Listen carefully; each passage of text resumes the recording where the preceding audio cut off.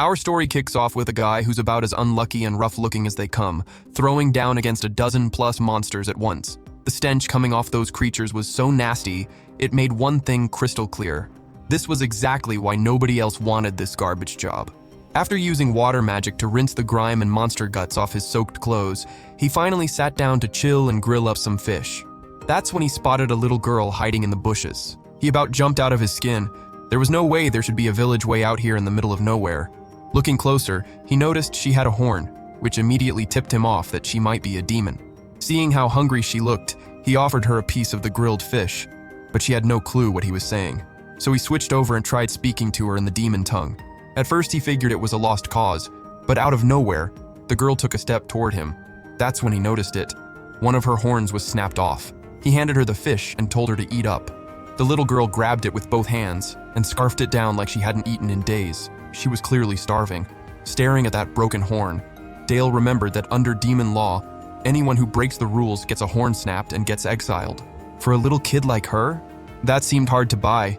So he figured maybe she'd been exiled along with her family. He tried asking about her parents in the demon language, but all she'd do was repeat some kind of warning from someone named Rag, telling her not to go near strangers. He figured she just wasn't getting what he was saying, so he just told her to head home once she finished eating. Suddenly the girl grabbed his hand and motioned for him to follow her deeper into the woods. Dale went along. She pointed toward a more hidden spot, saying that's where they needed to go, but she hesitated, because someone had told her not to let anyone get close to it. He went in to check it out, and about had a heart attack when he found a body. Looking at the pair of horns, he realized the corpse belonged to a demon, probably the girl's father. Before he died, the father had warned his daughter to stay away from the body, since wild animals and dangerous monsters might come after anyone who lingered nearby. And that obedient little girl had followed her dad's instructions to the letter, surviving all alone in that dark, terrifying forest. Dale let out a heavy sigh, fully aware he'd just stumbled into a mess he never signed up for. But there was no way he could just walk away and pretend he hadn't seen any of this. He used earth magic to dig a proper grave for the girl's father. After that, the two of them finally introduced themselves. He was Dale, and the girl was Latina. He offered to take her with him, and she nodded so hard and fast it looked like her neck might just pop off. Dale scooped her up. She weighed practically nothing, light as a feather. If they walked together, it'd take until sunset to get back. Along the way, he explained that up ahead was Cruz. Nobles lived up north, and regular folks like Dale lived down south. When they got back to the city, the guards were completely thrown off seeing Dale show up carrying a demon girl with a broken horn. But after sizing up the situation, they let them through anyway. Latina stared wide-eyed at all the hustle and bustle of the city. Dale told her this was the second biggest city in the country. Even so, the language barrier between them still made things pretty rough. Dale brought Latina to a restaurant that was basically his second home. Walking in through the front door with the demon girl in his arms was just asking for trouble, so he went in through the back instead. Inside, in the middle of the dinner rush, the waitress Rita was hustling delicious plates out to customers. The cook was Kenneth. He looked totally baffled seeing Dale come through the back carrying all that. Dale said he'd explain later and asked for some hot water. With the go-ahead, he took Latina to the bathroom and told her to change and get ready for a bath. Caught off guard, the girl completely panicked and let out a scream that echoed through the entire restaurant. In the end, after a good bath, she came out way cleaner and absolutely adorable. That's when Rita showed up. Curious what kind of chaos Dale had dragged home this time. Seeing the girl, Rita jumped straight to the conclusion that she might be Dale's secret love child. He denied it on the spot, hard, pointing out that he was only 18 and nowhere close to being a dad. He'd simply found Latina in the forest and adopted her after realizing her father had died, leaving her all alone. Rita got the picture immediately. She helped Dale give Latina a proper bath and even lent her some old clothes from when she was a kid, which ended up a little baggy on her. Dale introduced Rita to Latina as her big sister. Even though she couldn't say much yet, the girl could already say both their names. Rita fell head over heels for how sweet and polite the kid was. Dale explained that the girl only knew the demon language, which was pretty similar to the arcane language commonly used around here. For now, what he really wanted to figure out was why Latina's horn was broken, whether she was actually a criminal or not. When the restaurant's regulars saw Latina, they were startled for a second, but quickly got won over by how sweet and adorable she was. The customers were straight up melting for her. Rita went to check the criminal records but couldn't find anything matching Latina. Dale thought that was weird too. If the kid had actually committed a crime, there should be some kind of record. Right then, Latina's stomach growled loud and clear. making her blush with embarrassment. Dale pulled up an extra chair so she could sit properly at the table. Meanwhile, Rita brought over a hot bowl of rice, and the girl's whole face lit up with joy. She was still a little clumsy and even burned herself a bit while eating, but that happy little face of hers melted everyone's hearts right then and there. Rita asked Dale what he planned to do with Latina. He said he'd take her to the city orphanage. Rita shot that down immediately. She didn't think it was right to dump a kid who couldn't even speak the human language and belonged to a totally different race into a place like that. Later, he brought Latina up to the attic room above the restaurant, which also happened to be the room he rented. With just a bit of gentle patting, the girl fell asleep peacefully in Dale's arms. Not long after, he passed out too. In the middle of the night, Latina woke him up. From how urgent she seemed, he figured out right away she needed the bathroom. He felt a little guilty for not showing her where it was earlier. After that, the two of them cuddled up and slept soundly until morning. Dale woke up first. Looking at Latina's peaceful sleeping face, he couldn't bring himself to wake her. But the moment she sensed he was getting ready to leave, her eyes shot open, and she jumped up to hug him with everything she had. Dale had to talk her down for a while before she'd finally let go. He carried her downstairs, found Rita and Kenneth, then took Latina to wash up. He took care of her like the most devoted dad on the planet. Rita helped style Latina's hair carefully, making her look even cuter. Rita pointed out it'd be smart to hide that broken horn. Kenneth brought out breakfast for the two of them. Latina suddenly greeted them with a good morning that left all three adults totally stunned. Everyone was blown away by how sharp and charming she was. After breakfast, Dale took her to the market to buy some new clothes. The two of them looked exactly like a dad and his little girl. Dale kept buying her everything in sight, and Rita's words from earlier kept echoing in his head. By the end of the day, he brought the girl back to the inn. Rita asked what his plan was going forward. He came up totally blank. After all, he was an adventurer. Fighting was pretty much his only skill. Could he actually raise a kid? Rita reassured him, saying that whenever he was out, she and Kenneth would be more than happy to look after the girl. Latina rubbed her eyes as she woke up, turning to look for Dale. Seeing her like that, Dale made up his mind. He'd be Latina's guardian. The girl blinked her sleepy eyes open to face the morning. Not seeing Dale anywhere, she jumped out of bed in a rush to go find him. Dale was downstairs writing up a report to close out a job. Turning in reports usually meant bringing along some evidence, and that evidence usually reeked to high heaven. So Rita had flat out banned him from bringing any of it into the restaurant. Dale could only meet clients out in the hunting grounds for verification. The problem was, he couldn't bring Latina along. Rita said she and Kenneth would watch her, so he didn't need to worry. But Latina couldn't stand being even half a step away from Dale. The second she heard him calling from downstairs, she went dashing off to look for him. Rita had to remind him that dragging a little kid into the woods was way too dangerous. But Dale had already fully committed to his role as a hopelessly devoted, completely lovesick dad. Hearing that, Rita called him an idiot. He could easily go and come back before sundown if he'd just stopped clinging to the kid like that. How exactly was he going to make money to raise her otherwise? Dale could only sigh in defeat. He tried telling Latina to stay home like a good girl and wait for him. Luckily, she understood and listened perfectly. Dale got so choked up he nearly cried. He hugged her tight. After adopting a kid, Dale seemed like a totally different person. He couldn't bring himself to leave the girl until Rita practically shoved him out the door. Only then did he actually go to work. Latina copied Rita's little farewell gesture, wishing Dale a safe trip, and he walked off beaming with pride. With Dale gone, Latina stayed at the restaurant helping out with little chores. Everyone was amazed the place had basically gained a tiny new employee, running back and forth carrying things. She even knew how to clear dirty plates. Everyone held their breath just imagining the kid tripping and falling. Kenneth praised her with an affectionate pat on the head. As a reward, he made her a fruit jelly so juicy looking it practically made your mouth water. Just like she did when Dale left, when Kenneth headed out to buy groceries, the girl wished him a safe trip too. And honestly, who could resist a kid that adorable? She quickly became the sweetheart of the house, the tiny staff member every single customer completely adored. That evening, Dale came home. Latina ran and hugged him with all her strength, welcoming him back, and he felt like a lightning bolt had just shot straight through his chest. Dale could hardly believe how fast the girl was picking things up. Over dinner, Rita mentioned that Latina wasn't just well-behaved, she was actually helping out with chores too. Dale was floored. Even the potatoes on the table had Latina's touch in them, which had Dale happily going back for seconds and thirds. A week went by, and Latina kept studying and helping the restaurant couple with total dedication. The girl was sharp and picked things up way too fast. Dale proudly claimed all the credit, saying it was thanks to his hard work teaching her every night. Deep down, though, He just felt like Latina was the most adorable person in the entire world. Sometimes Dale even got jealous of Kenneth himself, watching the cook act like even more of a dad to her than he was. That man was way better with kids than Dale ever could have imagined. One day, Kenneth needed to head to the market to grab potatoes for mashed potatoes. Remembering Dale loved that dish, Latina asked to tag along. Dale couldn't exactly stop her from going.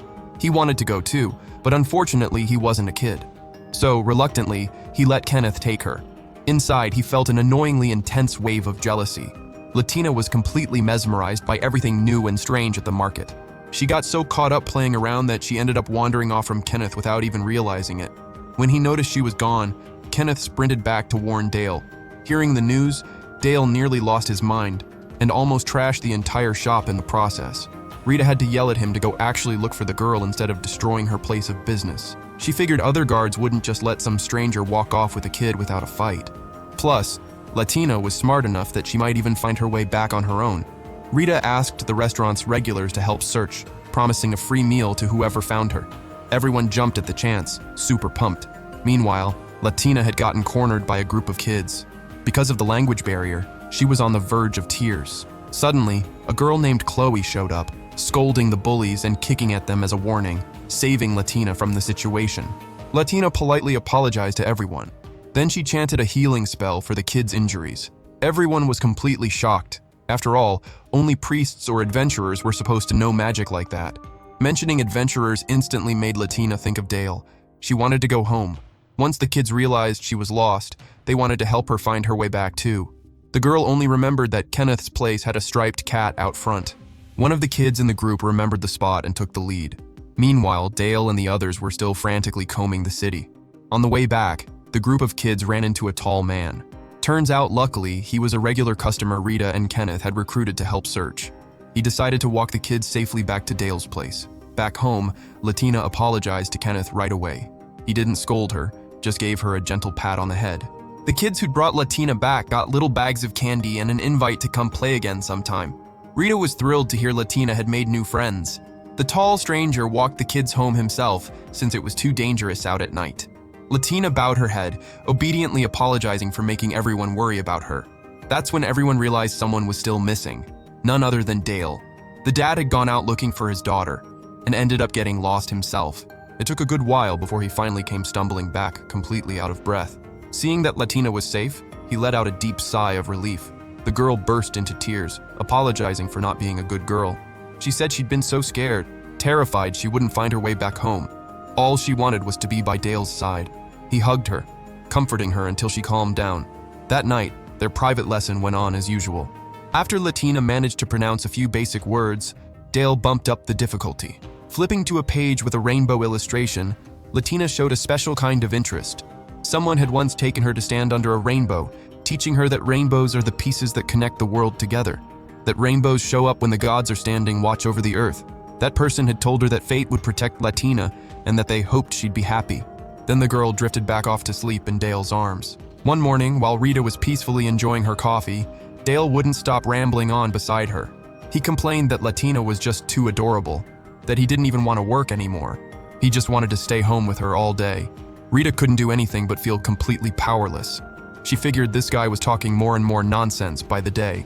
This time, Dale had to head out on a job to the capital.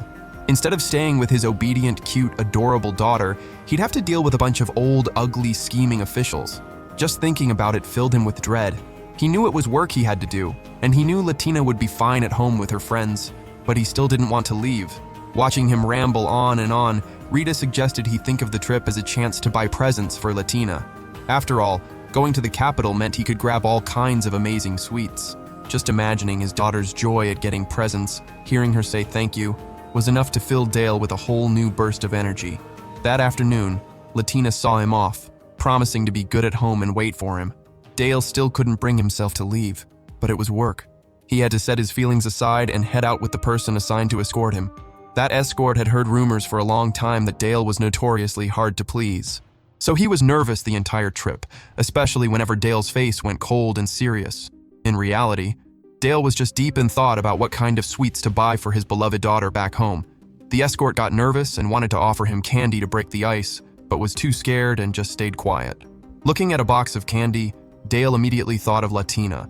He imagined his daughter's puffed-out cheeks as she chewed on candy and couldn't help but break into a huge grin. As soon as they reached the capital, Dale asked the escort for directions to a good bakery, leaving the guy completely bewildered. After that, he went to meet up with his old friend Gregor. Barely sitting down, Dale teased him, saying he wanted to meet his fiancée, which made Gregor furious enough to draw his sword and threaten to teach his buddy a lesson. But once he heard Dale explain he only wanted to meet her because he was hunting for a gift for a girl back home, Gregor was completely thrown off. From what he remembered, Dale didn't know the first thing about kids, so why was he suddenly worried about presents for some girl? Dale said it was his adorable little sister, but the way he said it gave Gregor a weird feeling. Gregor already knew Dale was raising a demon girl with a broken horn. The problem was, Dale had always been someone who hunted down demons, the exact same species as Latina. Gregor might have worried Dale had gone soft, which could mess with his performance on jobs.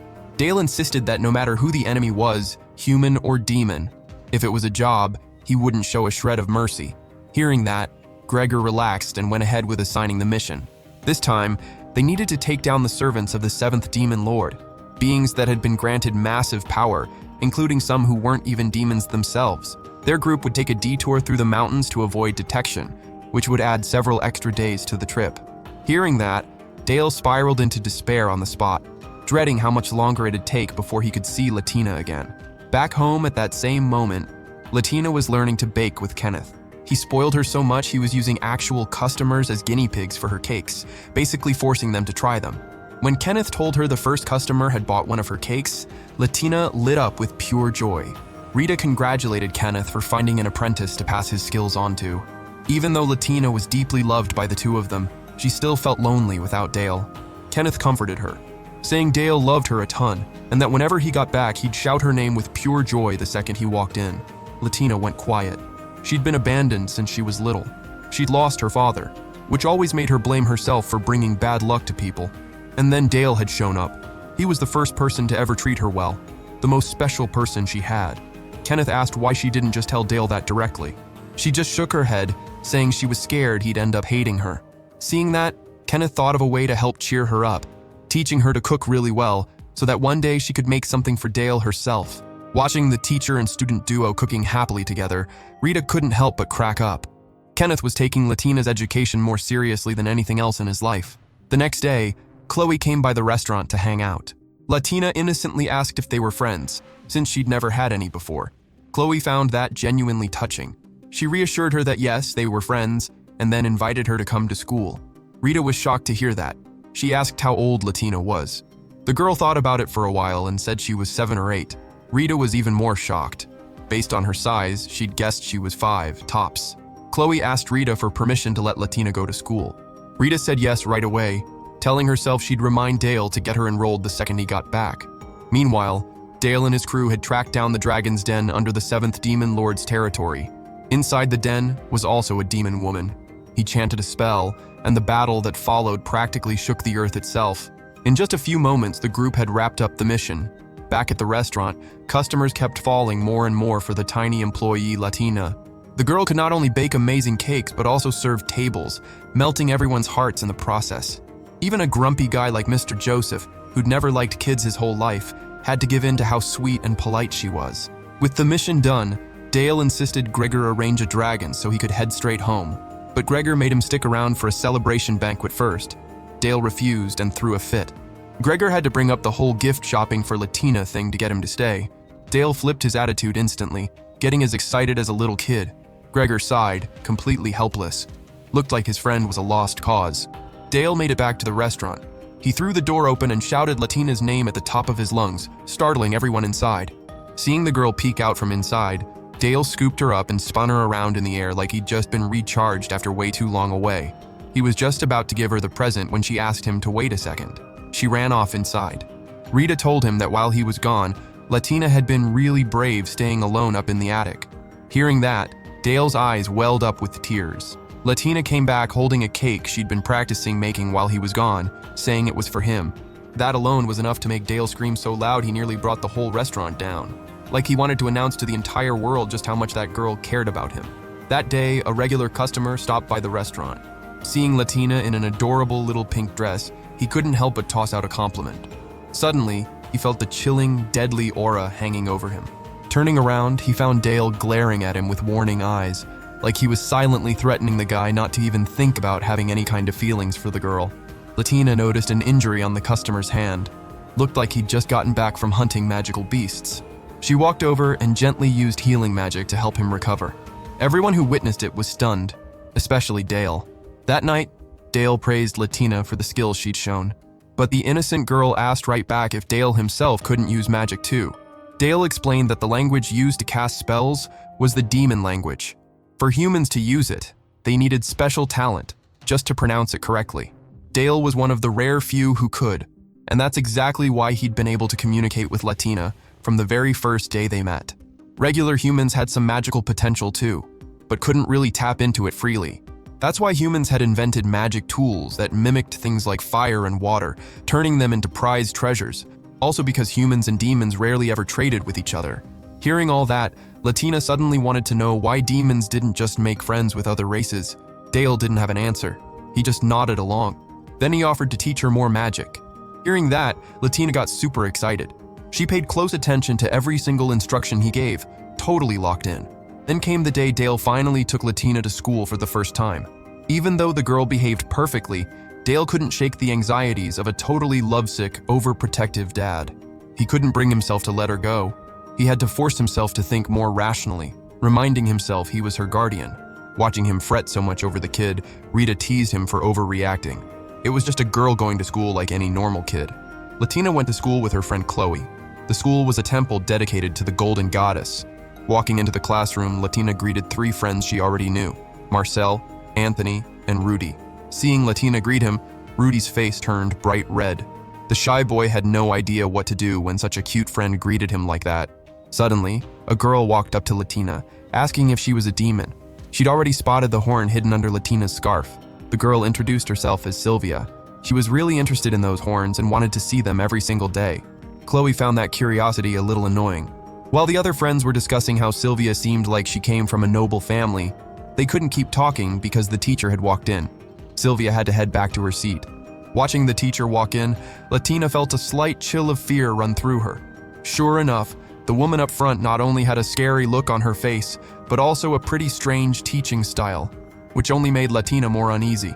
Walking home after school, Latina kept practicing magic with Dale. He asked how her day went. The girl smiled brightly, saying she'd made new friends and learned a lot. Seeing her so well behaved, Dale loved Latina even more. During recess at school, Latina liked playing tag with her friends.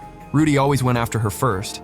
Sometimes he'd even grab her hand, which caused a bit of friction between them now and then. But the mood in the classroom had gotten a little tense. During one class, the teacher found out Latina was a demon. She flew into a rage on the spot, grabbed Latina's hair violently and screamed insults at her. She said Latina was a cursed creature who didn't belong there. Those words terrified Latina. The teacher went on spreading nasty ideas about demons to the rest of the class. When Chloe saw the teacher yanking Latina's hair way too hard, she couldn't take it anymore and threw something at her in protest. Other friends stood up to defend Latina too. The teacher immediately threatened that anyone who dared stand against a temple nun would be expelled. Suddenly, Sylvia calmly said she could go ahead and expel her. She wasn't scared.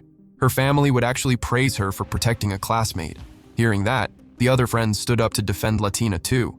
But for Latina, the psychological wound was already too deep. The girl didn't understand what differences even existed between humans and demons. Another teacher explained that the biggest difference was lifespan. Demons live twice as long as humans. Those words made Latina completely fall apart inside. By the time she got home, the girl was visibly crushed. She dodged Kenneth's questions and ran straight to her room. She undid her braids, revealing her pair of horns, and then used her own hands to break them off. Hearing the noise, Kenneth rushed in and found Latina unconscious in a pool of blood. He carried her downstairs as fast as he could, begging the customers if anyone knew how to treat wounds. Seeing the blood, Rita completely panicked. Luckily, there was a customer who knew first aid. After that, Kenneth rushed the girl to the hospital. When Dale got back and found out, it felt like he was burning up inside. He needed to understand why she'd done that. Kenneth sighed, saying only Dale could find that answer. After regaining consciousness, Latina turned irritable. She couldn't accept her horns anymore. She sobbed, saying people wouldn't let her stay, that only the people at this inn actually cared about her. The more she brought up the lifespan thing, the more desperate she seemed. Dale had to hold her tight and comfort her for a long time before she calmed down. The next day, he went to the temple to confront someone. He laid out everything that had happened. The man defended the nun, saying she'd lost her entire family because of demons. Dale said firmly that was no excuse to call an innocent kid disgusting, and he knew this wasn't the first time she'd caused trouble. He warned the man to hand down a serious punishment, or he'd report it straight to wherever the god of war and justice reigned. Hearing that, the temple was forced to kick the nun out of the order. Even though everything had been resolved, Dale still blamed himself. If only he'd told Latina the truth about lifespan sooner. Back home, Rita mentioned Chloe had come to visit the girl. Chloe burst into tears, scolding her friend for being so silly. She told Latina her horns were beautiful and that Latina would always be Latina. Hearing that, Latina broke down crying, hugging her friend and apologizing over and over. That night, Rita and Kenneth threw a little party to celebrate Latina being safe. The girl said she was truly happy. She'd been accepted and loved by everyone. Her life was getting brighter. Dale hugged Latina tight. He felt like the luckiest guy alive to have found her that day. The evening party was a blast. Dale excitedly announced he'd covered drinks for the whole restaurant that night. Hearing everyone praise Latina, Dale couldn't hold back his pride and started bragging that the girl wasn't just well-behaved, she was talented and adorable too. Hearing that, Latina's face turned tomato red. To add to the fun, a regular pulled out a guitar and started singing. Dale wanted Latina to show off her singing since he'd never actually heard her sing before.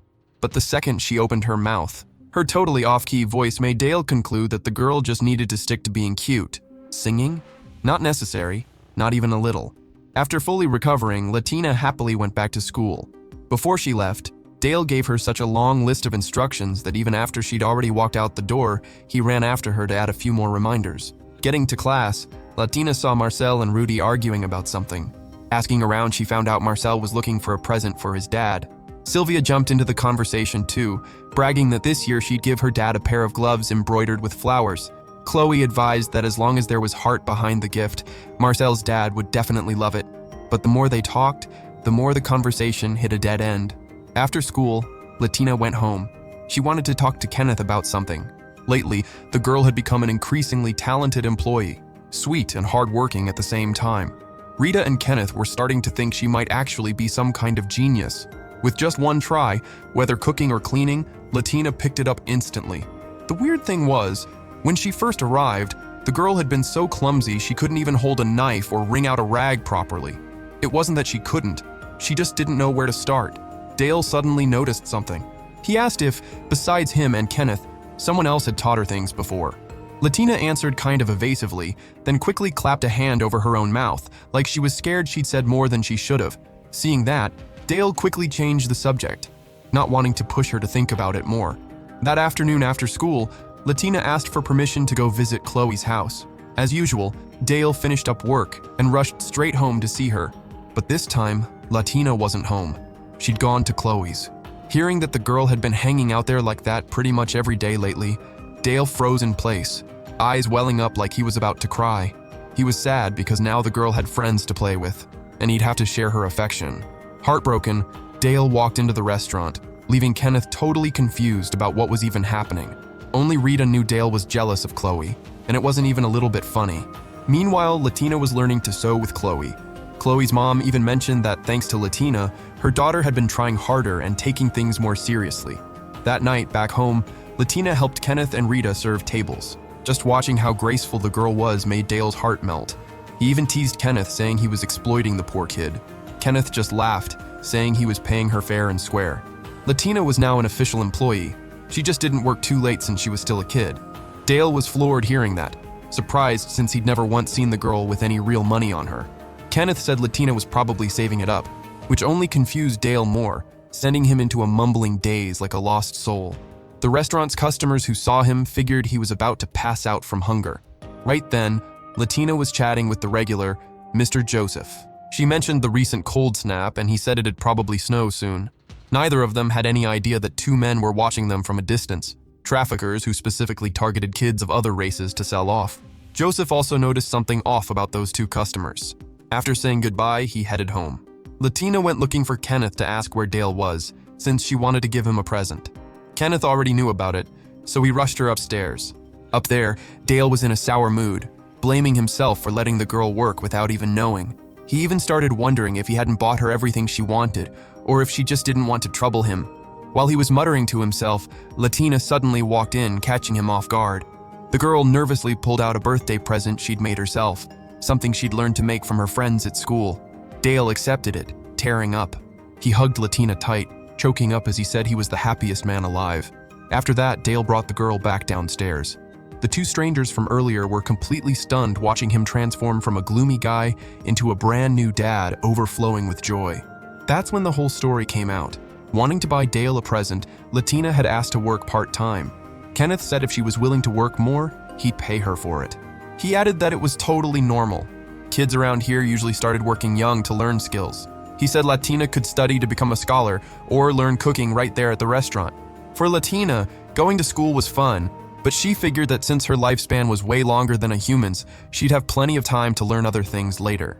For now, she wanted to focus on learning to cook with Kenneth, since that was her big goal. Hearing that, Kenneth was thrilled, determined to be a role model for her to look up to. Meanwhile, Dale, having just gotten a handmade gift from his beloved daughter, wandered the whole restaurant bragging his head off to literally anyone who'd listen. Latina happened to spot the season's first snowfall through the window and ran over excitedly to look. From that day on, she sat by the window every day, waiting for the snow to fall. Seeing how enchanted she was, Dale suggested going out to play in the snow. The second the door opened, Latina dove straight into the yard, throwing herself into the snow with her whole heart. After playing for a long time, she reluctantly agreed to go take a bath. Unlike her, Dale had always found snow annoying and dangerous. He never imagined anyone could actually enjoy it like that. Before heading to work, Dale once again loaded Latina up with a pile of instructions, even hugging her tight and tearing up a bit before he could finally say goodbye. Unexpectedly, right after he left, the two possible traffickers came back to the restaurant. Latina was serving water and chatting with Joseph about the snow. After Joseph left, she noticed he'd forgotten his bag. She immediately ran after him to return it. On her way back to the restaurant, two big men blocked her path. Recognizing they meant trouble, she quickly changed direction and took off running. The slippery street made her trip and stumble. Latina tried to use magic to defend herself, but remembered Dale's instructions to only use it if she was actually in real danger. Just as she thought she was about to get grabbed, Joseph's voice rang out. He'd been suspicious of those two for a while, and now seeing it with his own eyes, he was furious and wanted to teach the traffickers a lesson. Luckily, right at that moment, the city guards showed up and arrested both men. The lieutenant informed them that the black market had recently been trafficking kids of other races. Latina, a rare demon girl, was the perfect target. He even knew her name, which surprised Latina. Turns out that lieutenant was Sylvia's father, her classmate. He said he'd love to stop by the restaurant where Latina lived to try the food sometime. After wrapping up his mission, Dale raced home like the wind, pumped just thinking about the bright smile he'd get from Latina, something that could fully recharge his energy. On the road, he ran into the girl walking with Joseph. Dale ran over frantically asking what had happened. Joseph smoothly played it off, saying Latina had just been helping him carry back some things he'd forgotten. That day, seeing Dale sitting there lost in thought, Rita walked over to ask what was wrong. Dale said his coat had gotten too small for him. Even though he'd had it altered several times already, it was finally unwearable. Those coats had been brought over from his home country, and he had a special attachment to them. Right then, Rita handed Dale a letter that had arrived from his homeland, then walked off. He suddenly noticed Rita looked a little pale today, like she wasn't feeling well. Before he could even finish that thought, she collapsed right there on the floor. After getting checked out, everyone was shocked to learn Rita was pregnant. Kenneth looked embarrassed. Turns out he'd already known for a while, but was still waiting for the right moment to tell Dale. He hadn't expected the news to come out like this. The moment Rita came to, she insisted on going right back to work. Despite Kenneth's constant pleas for her to rest, a thought suddenly crossed Dale's mind. Since the couple was about to have a kid, he figured he should move Latina somewhere else to live. But before he could even finish saying it, Kenneth and Rita both protested at the same time. They said he could go wherever he wanted, but Latina was staying, because the girl was already an official employee of the restaurant. Hearing that, Dale pointed out that even so, he'd never once seen the girl actually spend any money. Kenneth smiled. Turns out Latina had told him she wanted to save up, so he'd taken her to the temple to open a savings account. Kenneth even joked that at this rate, Latina would soon have enough saved up for a dowry. Just thinking about that had Dale jumping up and complaining loudly. While he cried and made a scene, Latina got back from school, making the whole thing even more comically tragic. When she heard everyone talking about the baby in Rita's belly, Latina got super excited. Dale told Kenneth he was planning a trip back to his homeland. That night, Dale sat down to give Latina her instructions. He'd originally planned to wait until she finished school before heading back, but the ruined coat forced him to leave sooner. Plus, he wanted to get back before Rita gave birth so Kenneth wouldn't have extra work to deal with. Dale asked Latina if she wanted to come along or stay behind. The girl's eyes lit up bright the second she heard the option to come, begging excitedly and insistently to tag along. The next day, she started sorting through her stuff to get ready for the trip. While cooking with Kenneth, Latina mentioned wanting to bring the knife she was used to using. Kenneth explained that was a kitchen knife, not really suited for a long trip. Instead, she should have a proper knife for carving wood. He added that if needed, Dale could just buy one in the capital. Latina wanted to pick out a knife that fit well in her hand, so Kenneth suggested taking her to the blacksmith's. On the way, Latina mentioned that her classmate Rudy's dad was also a blacksmith. Kenneth knew him a little, so he took the chance to bring her by. At first, Rudy's dad assumed they'd come to buy toys and made a sour face. But once Latina politely greeted him and asked for a knife suited for her, he figured it was just the kid playing around and brushed her off. Kenneth had to explain clearly that the girl needed a knife for cooking on a long trip. Only then did he let them in and start helping them pick one out. While they were browsing, Rudy's 3 siblings were causing chaos outside. Rudy, who'd just finished an argument, froze up when his dad called out that a classmate had shown up. And turning around, he saw Latina smiling and waving at him. He and his siblings all froze solid. Rudy ran over to her, insisting there was no way Latina could handle any of the knives in his house. The girl got a little annoyed, but still shot back that she'd managed just fine. Hearing that Latina was going on a long trip, Rudy got a shock, assuming she was leaving for good, and visibly started to worry. Kenneth reminded Latina she should let her friends know ahead of time. If she just vanished without warning, everyone would worry sick. So the girl turned to Rudy and told him she was just going home with Dale, and she'd be back before summer ended. Hearing that, Rudy relaxed and went right back to his usual cold, aloof self. In the end, Latina picked out a knife she liked. Rudy's dad planned on not charging her anything, but the girl insisted on paying with her own money, because she'd always been on the receiving end of gifts from other people, and now she wanted something that was truly hers. Seeing how mature the girl was, the shop owner agreed. He also noticed her tiny hand didn't quite match the handle, so he decided to adjust it to fit perfectly. Rudy took the chance to tease the short girl and immediately got smacked upside the head by his own dad. In class, Latina excitedly showed off her upcoming trip to her friends. Dale took the chance to swing by the market and grab a few extra items so the girl could defend herself if needed. Right then, he realized that ever since Latina had come into his life, shopping for her had become his greatest joy. That's when he accidentally ran into Helmine, someone he wasn't exactly a fan of. To avoid any awkwardness, Dale took the opportunity to ask her to help him pick out some things. Helmine totally got the wrong idea, thinking he was asking her out, which left Dale both annoyed and embarrassed at the same time. Still, thinking of Latina, he did his best to stay patient. Helmine led Dale to a fancy magic item shop. He quickly picked out an outfit for Latina, which made Helmine suspicious. It was obviously kids' clothing. Dale stammered, saying he was buying it for someone else. Seeing his awkward face, Helmine pretended to believe him. In the end, Dale thanked her enthusiastically, and Helmine smiled, saying that next time she'd love to meet in person the little mage girl who'd changed Dale like this. Back at the inn, Latina excitedly checked out her new gear. Rita and Kenneth told Dale to protect the girl carefully, and everyone said their goodbyes. Dale and Latina officially set off. On the road, Latina noticed they were heading in a strange direction. Dale explained he wanted to take the chance to visit her father's grave. It was the same forest where they'd first met, and also on the way to his homeland. Hearing that, Latina went quiet for a moment, then gently took Dale's hand, thanking him for visiting her father's grave so many times in her place. She said she wanted to see it with her own eyes so she could tell her dad she was living happily. Before entering the forest, Dale warned they needed to watch out for magical beasts. Sure enough, just a few steps in, Latina sensed danger and immediately pulled out her defensive magic tool. Dale picked up on it fast too and took down several beasts. He couldn't hide his surprise at the girl's ability to sense danger. Latina explained that ever since she was little, whenever she ran into danger, all she knew how to do was run. But her father had told her it was a kind of instinct protected by fate. Right after, another pack of magical beasts showed up. Dale had a particular hatred for fighting these hand-to-hand, since they oozed some absolutely disgusting slime. To his surprise, Latina spoke up wanting to help. She chanted a spell, creating a magic shield around Dale. He was amazed at the girl's talent for her age, then charged into battle. Latina backed away, pinching her nose from the awful smell, which made Dale worry for a second that someday she might avoid getting close to him because of that same smell after a fight. After the battle, they reached the grave of Latina's father. After paying their respects, Dale set up a tent to rest for the night. While he went to gather firewood, Latina took the chance to start the fire and cook, putting everything Kenneth had taught her into practice.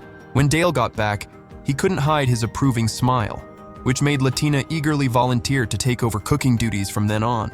Dale agreed right away, and honestly, the girl's cooking was really good, reminding him of the old days adventuring with Kenneth. Having someone who could cook along the way was priceless.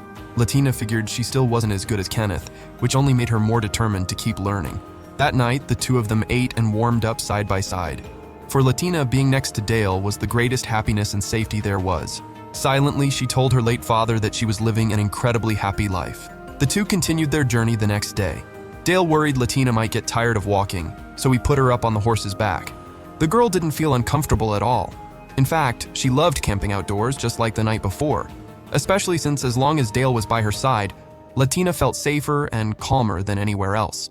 After covering some distance, Latina suddenly pointed and gasped at the sight of a huge bridge appearing before her eyes. It was the first time she'd ever seen anything like it.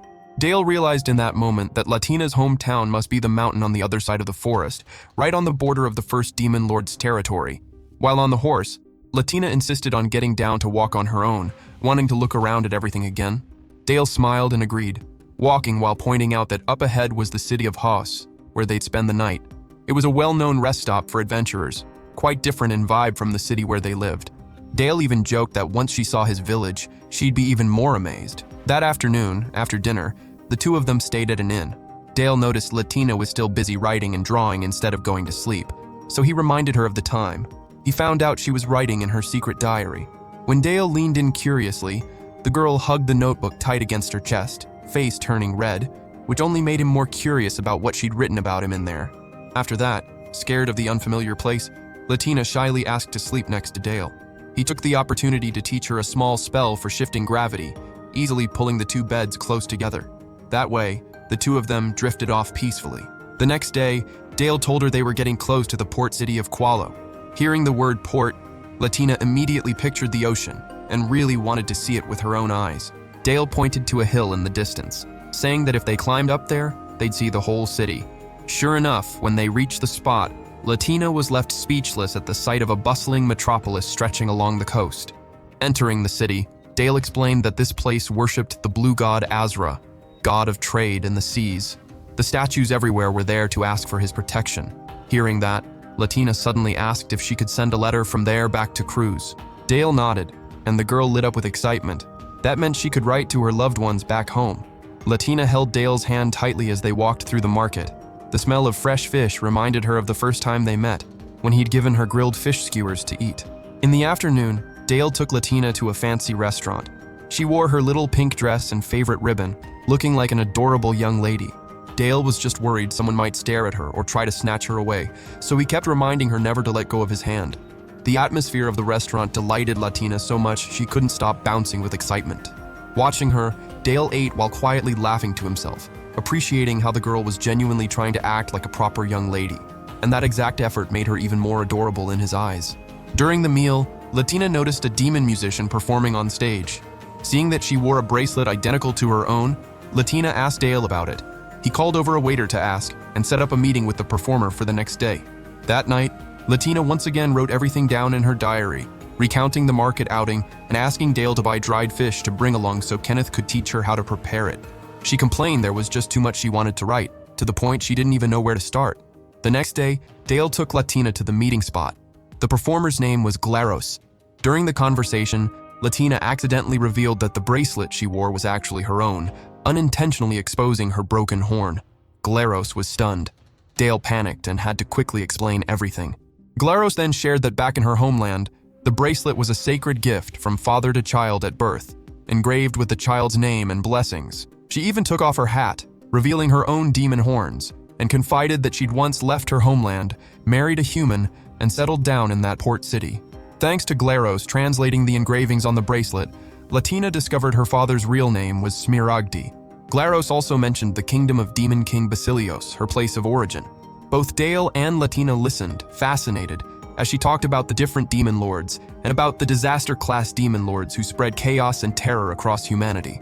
The conversation ran so long that Glaros nearly missed her work shift, so the three of them had to say their goodbyes. Before leaving, Latina innocently asked about Glaros' husband and kids. Glaros gently hugged the girl, explaining that demons have a hard time conceiving, especially with humans, so she didn't have any children. Those words left Latina briefly sad, but Glaros' warm hug was also comforting. Leaving the restaurant, Latina walked quietly beside Dale.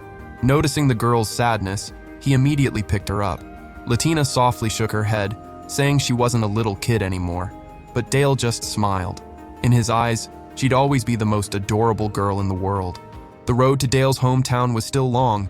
To avoid the steep, treacherous mountains, they had to take a detour. Along the way, they happened to pass a cherry blossom tree in full bloom with the spring weather. Latina ran over excitedly, bouncing around under the canopy of flowers, and Dale stopped to let her admire it as long as she wanted.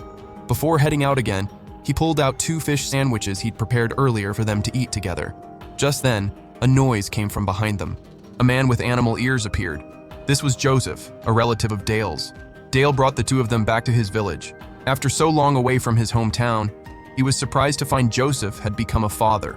Latina looked at the baby curiously, commenting that the baby's eyes looked like the mom's, while the face looked just like the dad's, which left her amazed. She also complimented Joseph's wife on being very pretty, filling him with pride. Dale was also surprised that Latina could even tell the genders of beastkin people apart.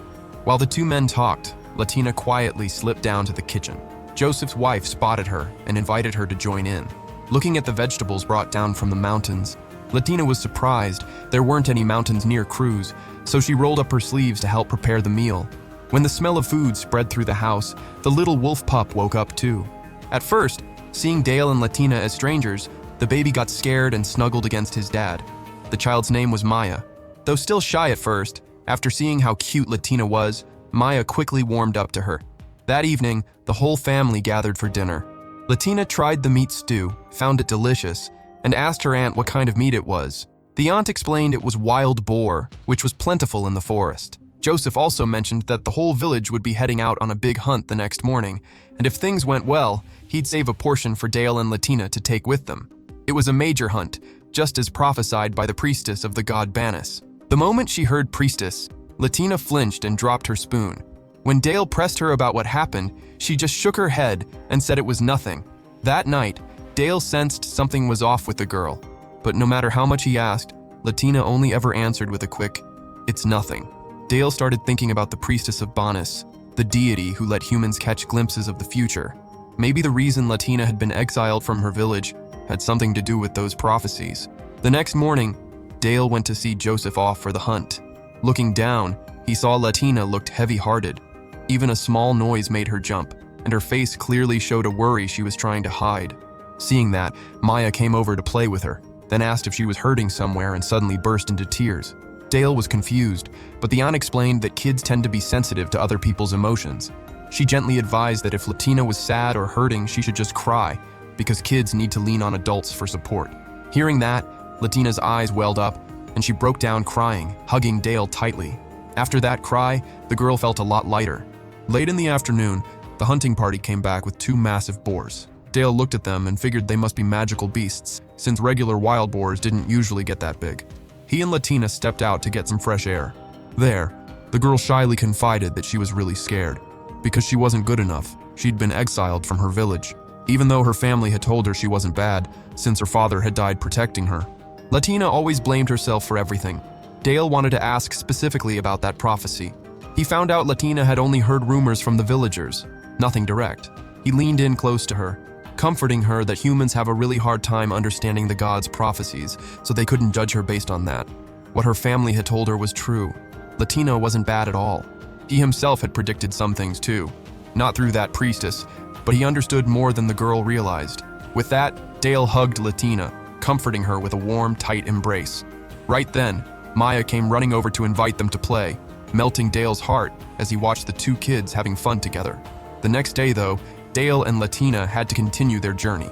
Maya broke down in tears, unable to bear being separated from her little friend. The girl got so upset she even hit her own dad. After the goodbyes, Dale and Latina set off, leaving Maya's desperate cries behind them. On the road, they were suddenly ambushed from behind. Luckily, they escaped through a tunnel and found temporary safety. But when they emerged, Dale immediately came face to face with his grandmother. Turns out the assassination attempt had just been a prank by the family to make his homecoming more dramatic. His parents had been in on it too, which left Dale furious. When they saw Dale had brought a girl along, the whole family was shocked. At first, they assumed he'd brought home a girlfriend. Unexpectedly, it was a little kid. But the moment they saw how obedient and adorable Latina was, Dale's mom fell in love with her instantly. As for Dale himself, he was still annoyed about all the excessive teasing. On the way home, he explained to Latina that Teethro wasn't the village's official name, just what people called it. The locals used similar-sounding names for each other, and almost nobody had a last name. As for Dale, the Ricky in his name came from the tribal language, meaning warrior from outside. He kept talking while pointing at the house ahead, where he and the village chief lived together. The moment they walked through the door, Dale's grandmother cussed him out for being an idiot grandson, to which he calmly shot back by calling her an old lady. Seeing Latina, she asked who she was. The girl gave a polite bow, which genuinely surprised the grandmother. It was the first time her grandson had ever brought anyone home. She even complimented how, compared to Dale, the girl was way more well-behaved and cute. Latina got shy but still stood up for him, saying Dale had helped her a lot and wasn't an idiot like Grandma said. She put her hands on her hips and scolded the grandmother for talking bad about her grandson. Then she turned and reminded Dale not to pick up that bad habit. Seeing the girl's righteous indignation, Dale found her even cuter than usual. Impressed, the grandmother rewarded Latina with candy. Later, while unpacking, Latina wanted to understand why Dale's family bickered so much if they didn't actually hate him. Dale laughed and said it was just their way of checking whether he could still hold his own. The last time he'd come home had been during a really rough period before he met Latina, which had worried the whole family. But now, thanks to the girl, he was happy again. When the family sat down to talk, Dale told everyone all about Latina. His dad seemed to want to talk privately, and Latina was sharp enough to excuse herself and head to her room so as not to intrude. But Dale stopped her right away, saying she wasn't intruding at all.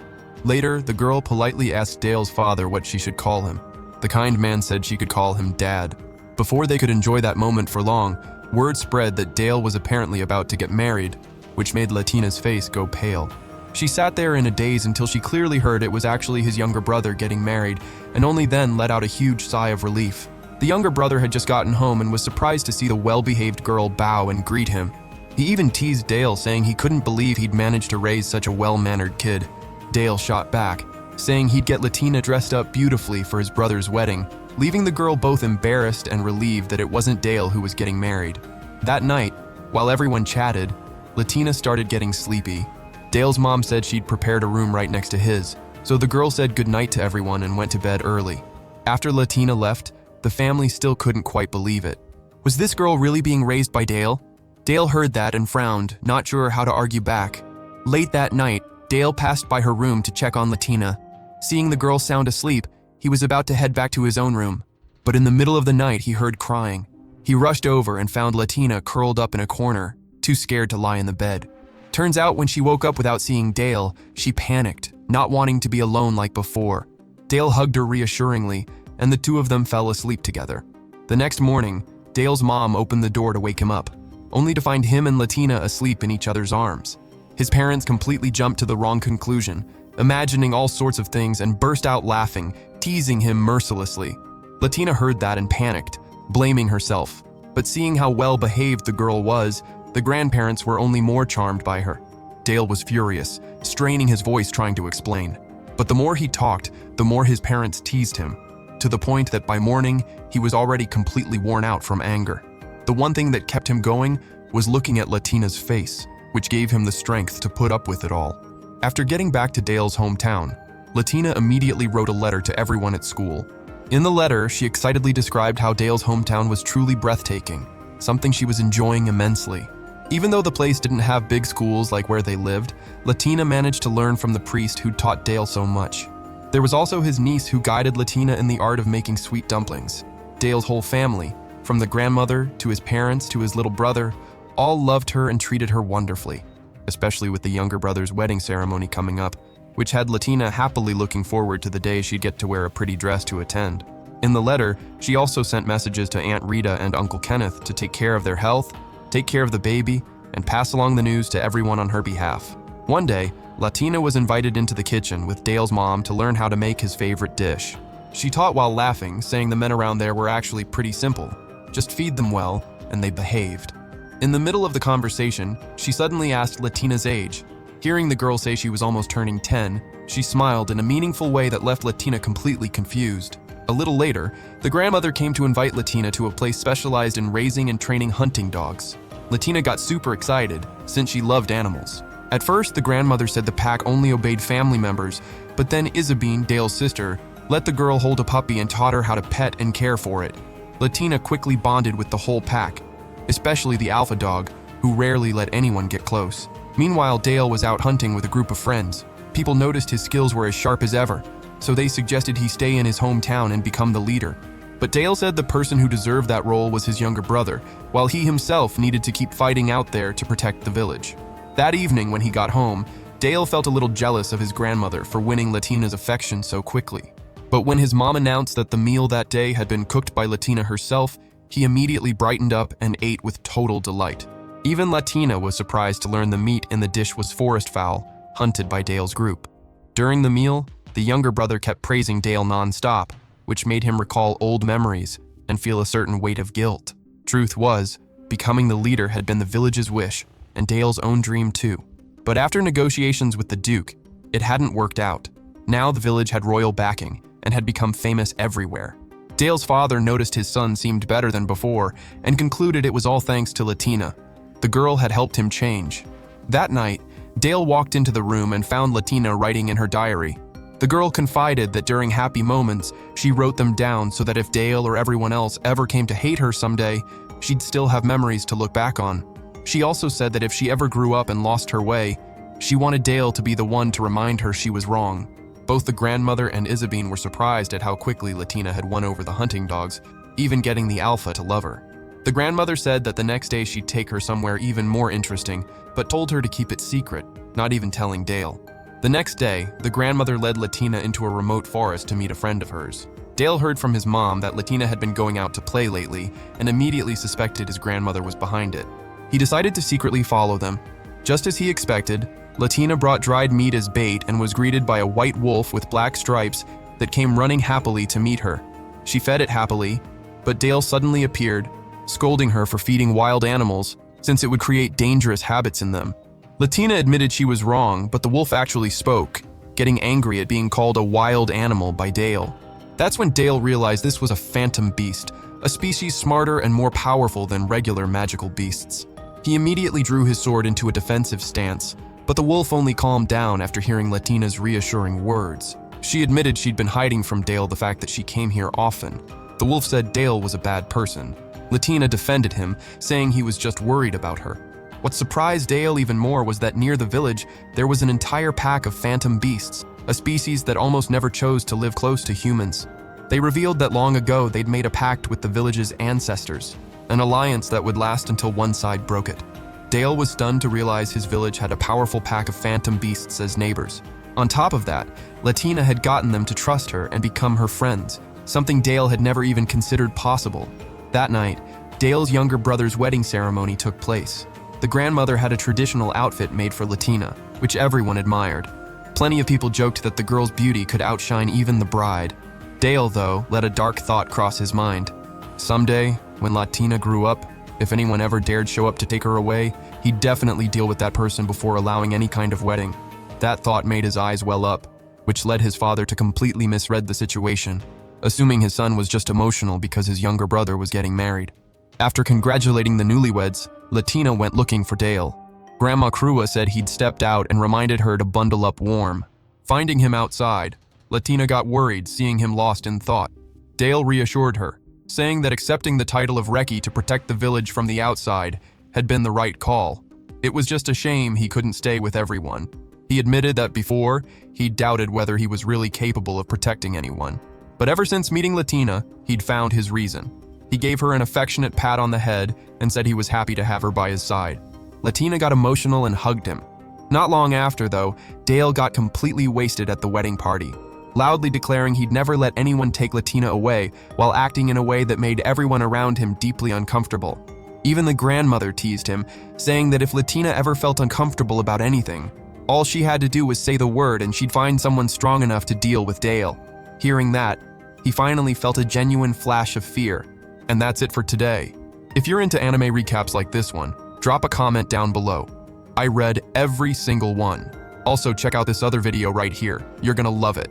Thanks for watching and see you in the next video.